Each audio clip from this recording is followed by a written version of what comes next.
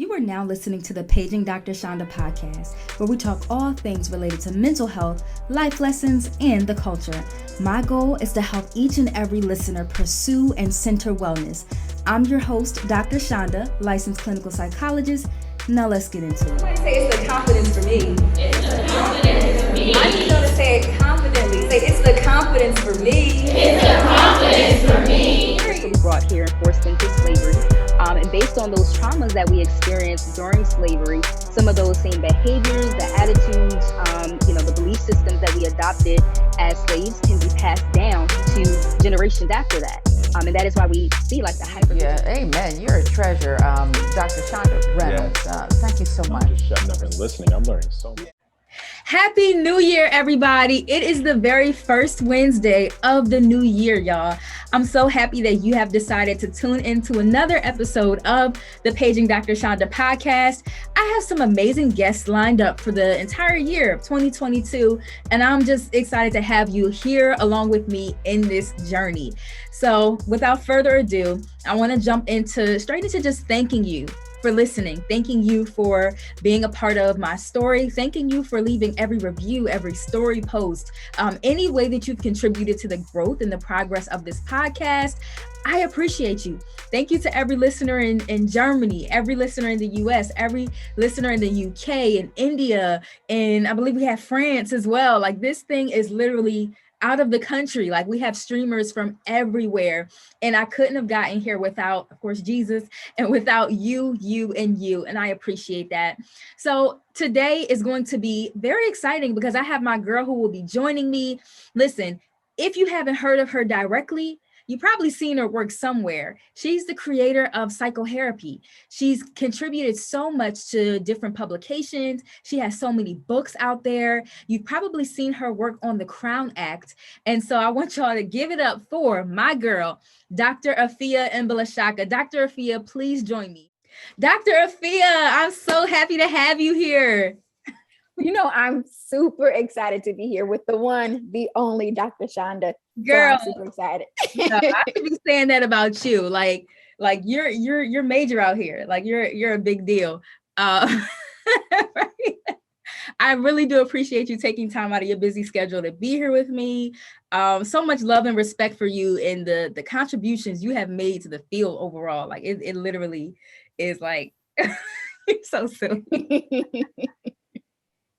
Yeah, I accept the words of affirmation. That's my love language. Absolutely. I love it. So tell the people a little bit about yourself. Like, what do they need to know about Dr. Afiya? What do you all need to know? Okay. One, I love all things Black people, which that overall guides my work and my desire to help to heal. And I love all things Black hair. And actually have dedicated a new portion of my career to hair related things. So really how I marry my loves together to create my career and what guides my work and energy. Mm-hmm. Yeah. I would say, like, I would argue that is your God-given purpose. Like, that's what you were put on this earth to do, like to merge those things. Yeah. And I don't want to make any time specific things, but today is Nia for Kwanzaa, which means purpose. And so I took a long walk this morning, 3 miles around a lake, and just was really thinking about what is my purpose and am I fulfilling it? The thing is, I feel like if I totally fulfill it, then I'll die. So I know that I have more left to do, but to think about alignment. So being purpose driven for sure. I remember in college, I read the book, The Purpose Driven Life, and it was like super life changing. And I remember thinking like, oh, like this is how you create alignment and really ground yourself in like your very existence. How do I make my actions speak to who I am and why I'm here and how I'm a part of something much bigger, and my unique contribution can help things to keep moving forward. You know, that's so interesting because I've literally like been thinking the same thing about how, of course, like purpose and how we can kind of like allow our works to go beyond us. People who have never heard of a Dr. Chanda, I want them to be able to read a publication or a book years later about how like I contributed to the field, or this theory that I developed, this theory, that is like how we make change. That's how we make lasting change. And that's how we continue to fulfill our God-given purpose. And so I appreciate that. And I honestly feel like you're doing it. Like, I really do. Like, even I was talking to somebody yesterday, and you came up in conversation. They were like, oh, that's the person who did the Capitol Hill Crown Act. That's the person who was doing the Crown Act. They didn't know your name, but they knew your work. Mm. And I think that speaks a lot to, like, again, like that contribution and the passion that you have, and you dedicating your life to that purpose. Wow, that makes me feel really good. It makes me want to do more and go deeper.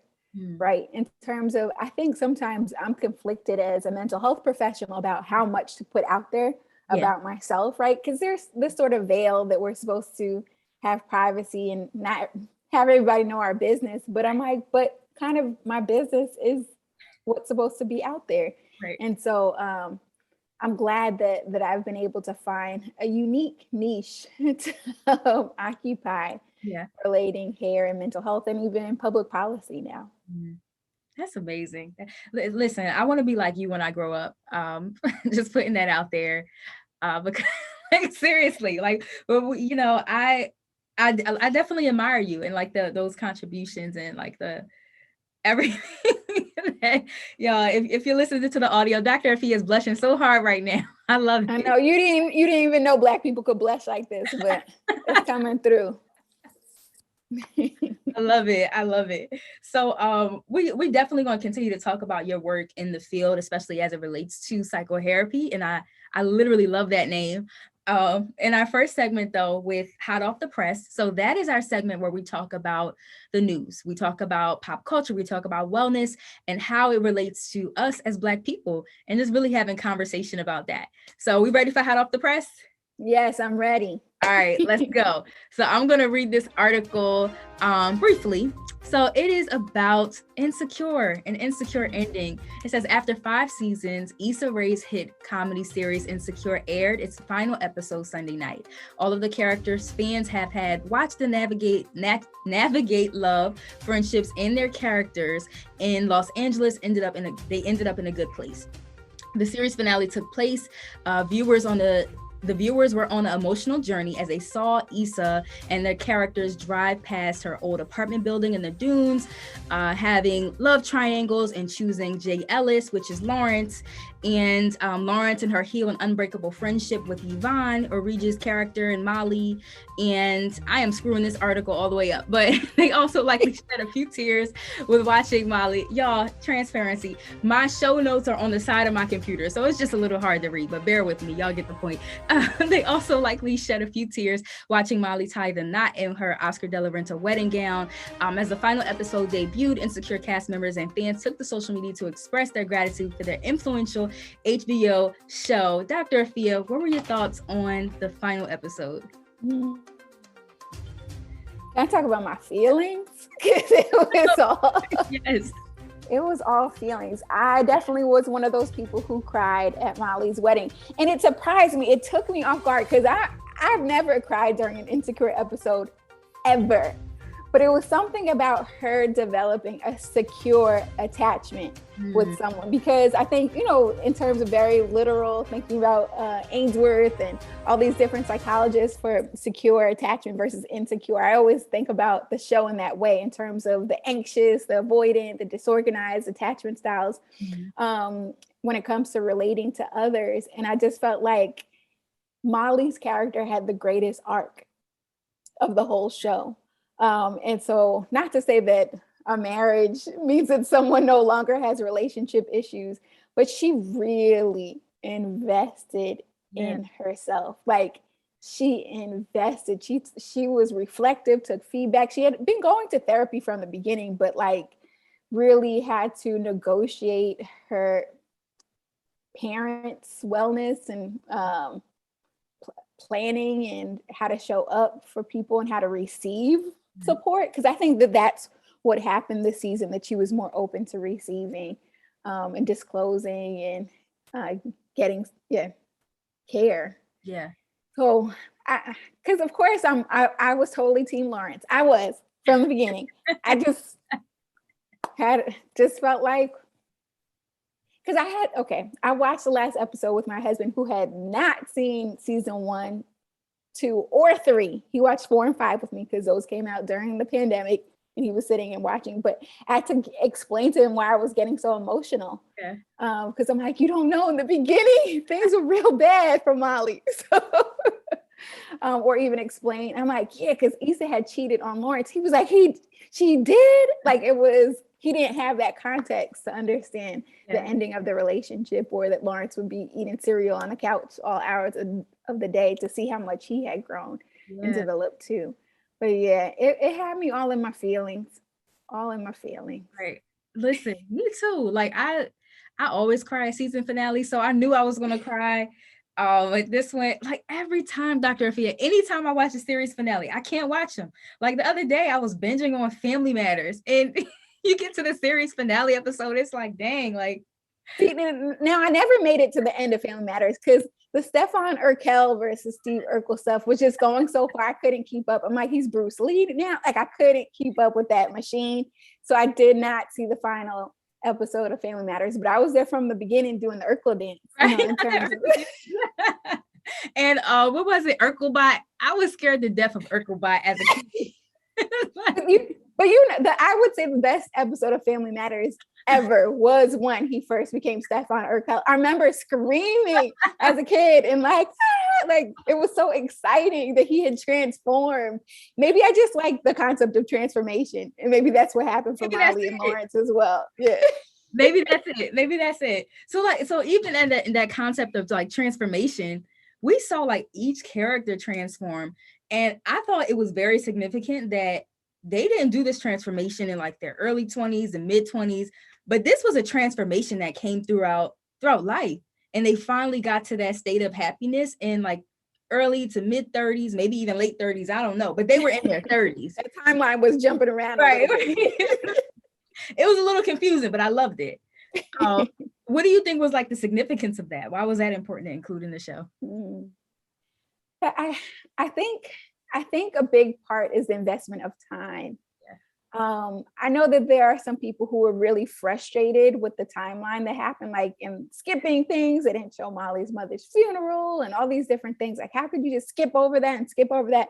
But I'm like, but time, like that investment of time, and really recognizing that it's not an overnight phenomenon that you transform, but it's this consistency, which I know, even though I'm not in my early 30s or mid 30s even anymore, that time investment can really do wonders when you are consistent in investing in yourself, and even investing in other people and your career and all of that. But like that, it's a time factor. Yeah, for sure. And I really enjoyed it because, like you said, people often get frustrated with the time associated with investing in yourself and the time associated with maturing and growing in relationships. And we feel like we got to have it all together at a particular age. Ooh, like there's urgency. Yes. Urgency. And I know, as someone who has felt sort of behind in life at points, I'm gonna say I have felt that way. Like, dang, where are my kids? Where's my house? Where's my whatever? And so I think that even a show like that shows sort of this parallel process of it all comes in time, right? If you really invest in that way. I'm a believer in God's perfect timing. Like, I don't want to do anything outside of that. Like, outside you can't, right? Right. You can't. So my philosophy is, I enjoyed watching Insecure because, of course, while we saw the ups and downs, it made us cry, it made us angry in certain episodes, but we can relate to it. I find that this show, in my opinion, was anti-racist in its existence because it didn't focus on our collective trauma. It didn't allow Hollywood to really emphasize and highlight those aspects that other shows had in order to get an audience, or in order to, I don't want to call any shows names out because, number one, they're not giving me a check for this podcast. Number two, like, we don't do free branding over here. But, it's just a matter of, there are lots of shows out there who really capitalize off of our collective pain, who capitalize off of our Black trauma, who emphasize like community violence and, drugs, all those things. But this show did not. This show allowed us to be, it allowed us to experience all, just a wide range of emotions without discussing that. Like, yeah, I agree 100%. And it was extremely relatable in that way for people. And I don't know if this sounds bougie or not, but like us. Because I was curious, like, did it reach broad audiences? But I know every week for the past few weeks, and even previously, my clients would bring up insecure episodes. Like, some of them were really triggering, like the episode for I guess I'm going to call it fatherhood, where Lawrence was really having to navigate the role that he would take in his child's life with Condola. But I work with a lot of single moms, and them even navigating, like, there's a choice there, I don't have a choice, or things like that. Or just even, I know I got triggered, and I'm using triggered in terms of it elicited a lot of emotional response, triggered by the first episode of this season of reunions, because college reunions are a really interesting phenomenon because it forces you to assess.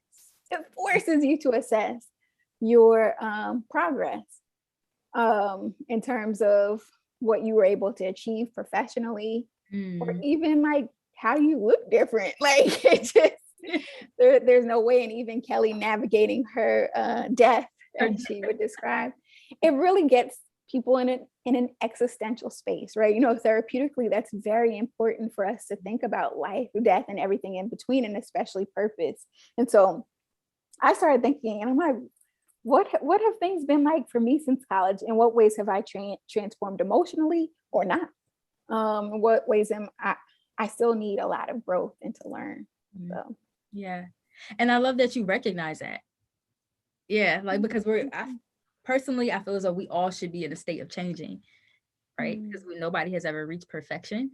But when we have those blind spots, when we're not seeing those areas that need to change, that's when we stay stuck. So, yeah. Right.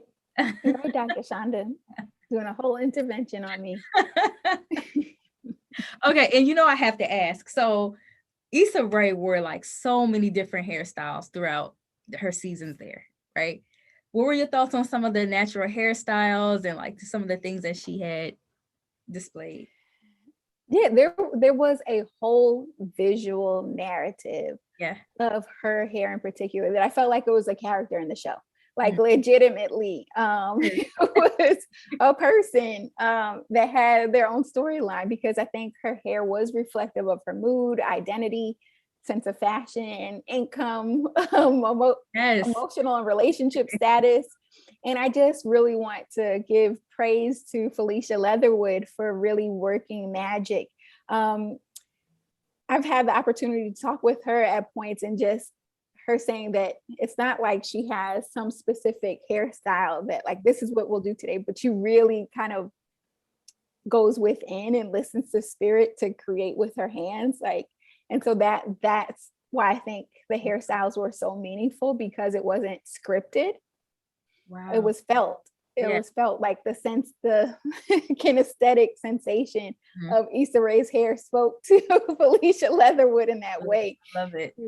To create such unique styles, and styles that are great for work, for a downtime. Right. So yeah, I definitely think that hair was more vocal on this show than probably any other show. And okay, tell me if I'm being mean or not. I'm not trying to be mean.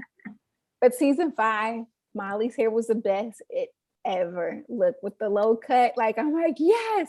And I think that's why I loved her transformation in the arc of her character, because I'm like, those wigs just were not doing her beauty justice. And so just like the part and everything, I'm like, whoo, beautiful. Yeah. Correct me if I'm wrong, but I think it takes a certain level of confidence to be able to want to wear your hair like that, and to be able to like pull it off successfully. I know a lot of people who are just like, oh, I just don't have the confidence to wear short hair, so I just, do X, Y, and Z. I think See, for me, my head is shaped weird. So yeah, and I don't think there's too much going on in this area. So I don't think I would do that haircut. But I think that really speaks to Molly's like transformation and her finding herself and her identity and building that level of confidence. Even though it's a haircut for a lot of people, I think that haircut personified a lot of things for her. I agree. Great place for us to transition into talking more about psychotherapy.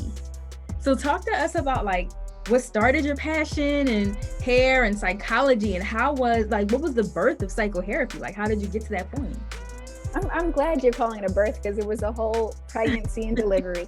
And I'm still caring for it right now. So love it. I always loved doing hair. I would do hair at family cookouts in a lawn chair and have my little cousins come, and I create all these styles, lay their baby hairs. This is the 90s. And do all their hair. And so that translated then to when I went to college, that I would almost have these sort of pop-up salons in my dorm room. Now, I never had any training or anything like that as a teenager, but I found that this was a way that I connected well with my community. So going to a predominantly white institution for college, there were only just a few speckles of Black students on campus. And by doing people's hair was actually how I got to connect at a deeper level. And, I developed a reputation like, Afiya braids. And so like, it would be football players coming in. I got like street cred, because I'm like, yeah, he got that touchdown because I braided his hair. But and so, or any like formal or dance that I would be doing my friend's hair, or just, for their birthday or something, because I never charged anyone. Okay. It was not a business. I just wanted to hang out and do hair. And it was like art therapy. It was a creative time for me. And so I remember talking to my Aunt Brenda on the phone one day. She's now an ancestor, and telling her, when I graduate, should I study hair or keep studying psychology? And she said, well, why can't you do both? Now, I don't think she was advising me to do both at the same exact time, but that's the way I interpreted it. And in my college dorm room, I birthed psychotherapy and thought, I can do psychology and hair together. And so I did end up going on to pursue a PhD in clinical psychology at Howard, because I wanted to go to like the Blackest place. In my head, Howard was the Blackest place to study psychology. And so I went there, got my PhD, got licensed as a psychologist, even got a tenure track position as a professor. And then I went to hair school. And people were like, what are you doing? That's insane. Like, you already have a private practice. You have a research lab, you're teaching classes, and you're going to do an internship at a salon and take classes and stuff, and for free. Like, that I was doing all these people's hair for free. And I'm like, yeah, I felt like that was a more authentic way to engage with the Black community and healing. And so I put my hours in. I had to do 100 heads for free at the salon, and courses, presentations. I did well in my presentations. I got A's on my stuff in my paper. I'm like, let me get this paper out. So I definitely did well for all those things. But really coming and making a business out of it didn't come till 2019. Okay. Where I officially developed a curriculum where I was training stylists and barbers and community members and educators, all that, therapists, in using hair as part of mental health first aid. So I go through an in-depth history of our hair. That's really what is healing to begin with, to really go through thousands of years of Black hair history. It includes going over how signs and symptoms of mental illness look within communities of color, right? Because, we use the DSM for diagnoses, but it doesn't always look the same way for us. So using my experience as a licensed psychologist to kind of describe case studies and how to recognize and be empathic to various signs of mental illness. And then also sort of more applied skills of psychotherapy, which includes active listening, because that's the hardest part. I think for me, I don't know about for you, Dr. Chanda, becoming a therapist, I think the hardest part was learning how to listen. Yes. And it took years to do that. Recorded sessions and all of that feedback. So we actually, as part of the psychotherapy certification process, spent a lot of time on the active listening component in terms of really making sure people feel heard and understood, and get feedback around that. And even a part of the training is how to find a therapist and get someone to go to therapy, because we've all been there where it's like, oh, you need therapy, but it's like, how do you actually get someone? And what's the difference between a psychiatrist, a counseling psychologist, someone with this idea, with PhD and clinical psych? Like, we go through all of that so that people are clear about how to actually find professionals to do the work as well. So that was birthed in 2019. I think the first training officially we did in Cuba, which was amazing. At this mansion, we had a chef. We were making cigars. But now it's virtual, and I do have an in-person psychotherapy certification coming up in Brooklyn. Because I don't know about you, Dr. Chanda, but Brooklyn, if you've been there, you know every other store is a braiding shop or a barber shop. So I'm like, let me go to Brooklyn. So I rented a whole mansion in Brooklyn to do this socially distanced training. Can you come? Okay, that's a side note. I would love for you to come to do the certification, because it's open for everyone who wants to learn how to use hair as an entry point into mental health. Man, listen, well, first of all, I think I told you during our first conversation, we have that in common. A lot of people don't know that I also went to hair school as well. And you're right, the training is very intense and sometimes very difficult. But I think you hit the nail on the head when you talked about how like active listening is a major part of even being a stylist. Because Black people, that like, where do we come to be vulnerable? We come to our hairstylists, our nail techs, like our, the church, like those are places, those are our safe havens where we feel like we can open up, we can talk freely about what's happening in the world. Ashe. Ashe. Yeah, that's our informal support system and network. So I really want to make sure that the people who are doing that mental health work are being supported. And building skills, right, that maybe hair school didn't teach, and to actually get training from a clinical psychologist about doing this work. Exactly. I love that. And the fact that you're doing trainings in so many different areas, it's amazing. But like you said, like those places like Brooklyn, and I'm thinking other places in New York, like the Bronx, like all those places are meccas for like Black hair. And I really love the fact that, you're really taking this on the road. Next stop, Atlanta. Like I think like Atlanta, they need something like this because there's so many hairstylists in Atlanta. And right there. But I really love this. So Dr. Afiya, can you talk more about this correlation between Blackness and hair care? Like what is that? What has been your research and findings in that? Yeah, well, it's ancient. It's ancient. In traditional African societies, from birth to death, hair has been critical to how we prepare our mind, body, and spirits to receive blessings. Hair has been such a part of Black politics and culture since we've existed. And so to understand how hair can be used both for medicinal purposes and even poisonous and hurtful ones too. But understanding that stylists oftentimes have taken on a role of healer or advice giver. There's a Ghanaian proverb, when your sister is your hairdresser, you need no mirror. And so it really speaks to how we need to trust the people who are caring for us in our hair. Because to some degree, our hair is like an antenna. It can pick up on other people's energy. And in a lot of traditional African societies, hair is seen as very spiritual, right? Hair is the highest point on our entire bodies, and therefore the most connected to the divine. And so that our hair tends to grow up, and so going towards the heavens, and connecting to energy in that way. And so to really use hair for healing purposes. It's always been around. And so that's why I really, really love studying African history and hair, because it's all out there. And so when I do my psychological research studies, I always have to give that framework or context of hair being healing, but only in this, colonized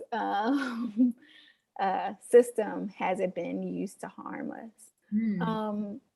I study people's hair stories in particular. So I use a narrative methodology to study people's earliest memories of their hair, a low point or a turning point, and come up with themes and codes that explain really large psychological phenomena.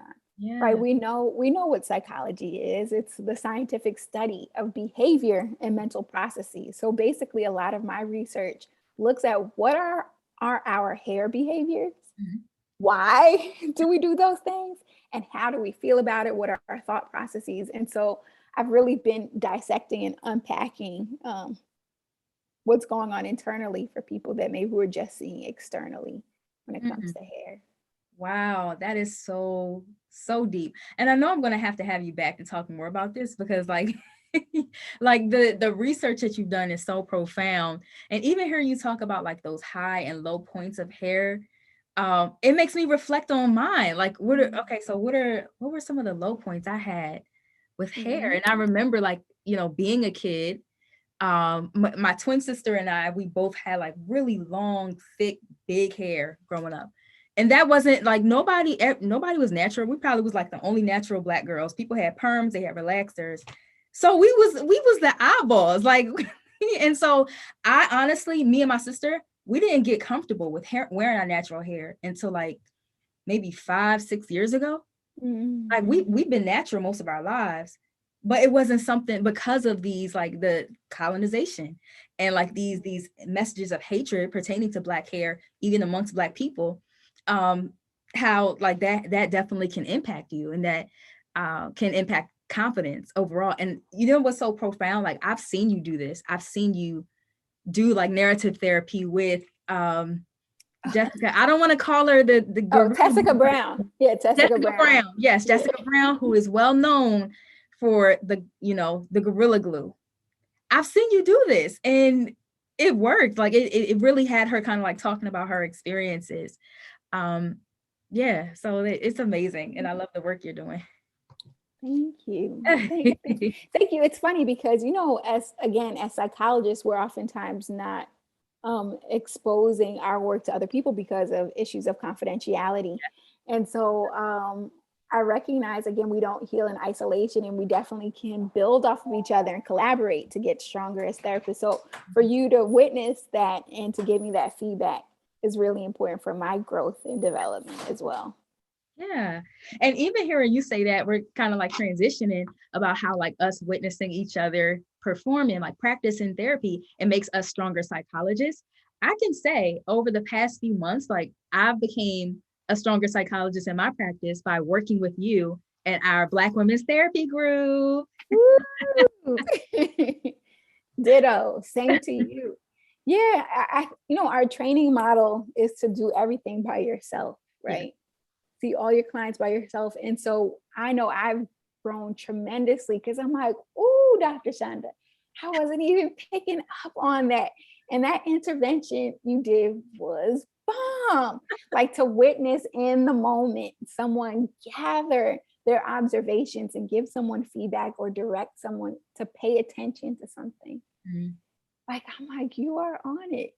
And so, I think that intersubjectivity is so needed and valuable, especially for caring for Black people's mental health. Yes. We're collectivistic. That's who we are as people. Like we weren't ever intended to be individualistic. It's very African for us to be communal, and to be, in groups amongst each other. And, as we, talking more about Black Women's Therapy and our Black Women's Therapy group, which we just launched in November. Oh my goodness, yo. And it was just like first of all, when you came up with the idea, I think we were just like on a call and, I was asking you some questions. We're like, well, let's do a group. And I had no idea that we were going to impact the people that we did. Like, so why would you say like being in a Black women's therapy group is necessary for Black women? Okay. Well, it's interesting because I know I was trained under Yalam's teachings for group therapy. And in there, he talks about therapeutic factors. So he had recorded thousands of therapy hours for white people and came up with these techniques for group called therapeutic factors. And so the things that he lists and identified, I'm like, but I haven't seen that happen for us. So some of the therapeutic factors include universality. So recognizing like, oh, I'm going through that too. I'm not alone in this. How healing and therapeutic that is. Or another therapeutic factor like catharsis, just getting it off your chest and like sharing your story for people who actually understand it. There's things like Yalam talks about recapitulation of the family unit, which is basically we grew up in these family systems that really shaped our personalities to a fault at times. And to be able to express certain things to other people who are not your family, but who still care about you and who can support you can be extremely healing because wait, you're not going to criticize me for doing this, like, and to get it out and really internally reorganize your own story, I think is really important. So that was my drive and motivation. And what I think a benefit is to have those therapeutic factors that are rare actually come in a structured group for Black women specifically. Yeah. What were some of your favorite parts of being in the Black women's therapy group and facilitating it? I'm gonna have to go with the hair things. I'm gonna go without telling people stuff, but there's some quotable things that I can't quote in here, but in terms of even how hair was coming up in there, not like we just spent sessions and sessions on hair, just one or two statements like about even getting a weave, like in terms of your to-do list, like, oh, I don't have time for that. And the toll that sometimes hair care can have if we don't have the time or energy or community to get support in other areas. Yeah, I really like themes of just negotiating parents. And I think that comes up in therapy, period. But there are some unique Black family dynamics that are not in our textbooks as psychologists that I really appreciated and valued, and to see the family both as protective and even hurtful. And I think that theme came up a lot for our group members. And, I think it made it that much more important to them, the fact that that our group members can talk about a weave freely, talk about getting braids freely. Like, I wouldn't feel comfortable talking about that in a group where I'm not represented. Yeah. What was your favorite part? Oh, man, I had so many. We talked about like so many different things, but I really loved how we would discuss like the without going too much into detail, like examples from movies. We would kind of like take characters from movies and kind of like say they're, we're embodying those characteristics. Can I give an example you said? Okay, all right. So there was a moment where you talked about, I think it was the Queen Latifah, and set it off. Yeah. But that is an example that probably only like Black women, Black people would get. And you're not going to hear that in a Yalam group. You're not going to hear that. There's going to be no Cleo. Was that her name? Cleo, that was her name. They're not going to make a Cleo reference. Yalam does not know who Cleo. He probably knows Queen Latifah, but not Cleo in her early film career. Right. Exactly. So like the fact that we can talk about like a Cleo or, a set it off or whatever inside of these types of groups, I think it really debunks like these myths about therapy, about how like intimidating it can be, or like scary it can be, even though it can be for a lot of people, at the same time, like we make it relatable because, you know, we're Black women facilitating a group for Black women. It's for us, by us. And just to be clear, that was my intention in asking you to do the group with me. I experienced you as extremely relatable, especially to Black women.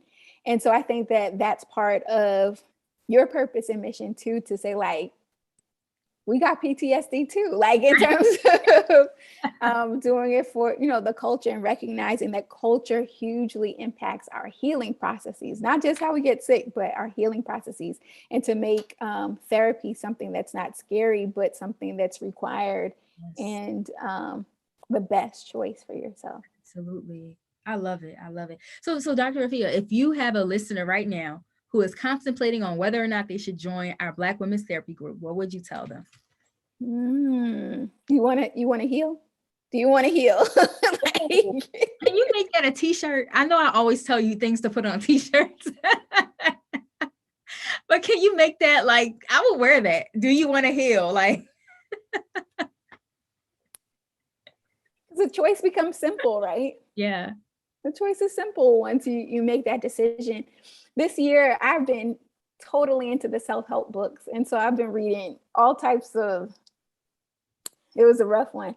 There's someone named Louise Hay. And so she talks about how we really need to say it to ourselves that I'm willing to change.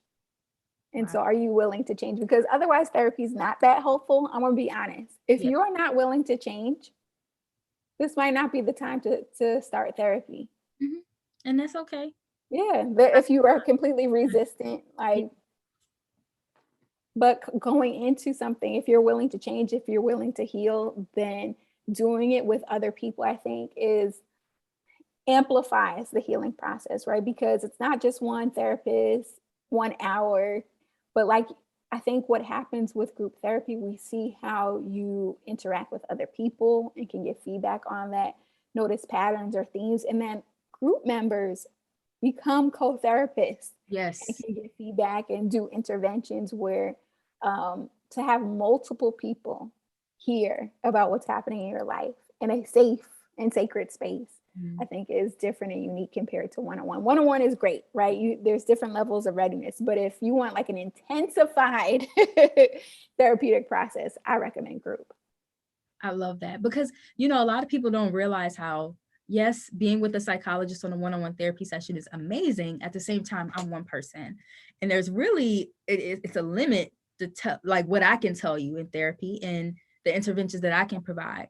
Having another therapist there, having another psychologist there with their conceptualization, and your therapeutic modality is like narrative primarily. I'm primarily like CBT, so we're coming from different angles. And then like your other peers there, like supposed to be what Yalom calls a microcosm of society. It really helps you to kind of like learn how to navigate life. And you're taking those same skills and applying it outside that setting. So listen, if y'all are listening out there, you need this group in your life. Like, yeah, it's none other. What other Black therapy group is going on? And if it's going on, does it have 2 Black psychologists? I don't know, because it's only 5% of us in the entire world. But like, unique. There's so much value. And I guess that's what I really want to emphasize, that this opportunity is valuable. Mm-hmm. It's valuable. And so we want to be able to add value to your life. Absolutely. I love it. Well, Dr. Afiya, I really do love and appreciate you. Thank you so much for coming to speak to the viewers at the Paging Dr. Chanda podcast. Yes, it's a wrap, y'all. So listen, y'all, you have the power to create the emotions that you want to experience. And do me a favor, I want you to follow Dr. Afiya. Make sure that you guys stay in contact with us. Ask us any questions, and we would love to have you in our next group. All right, y'all, have a great day, and I'll see you next Wednesday.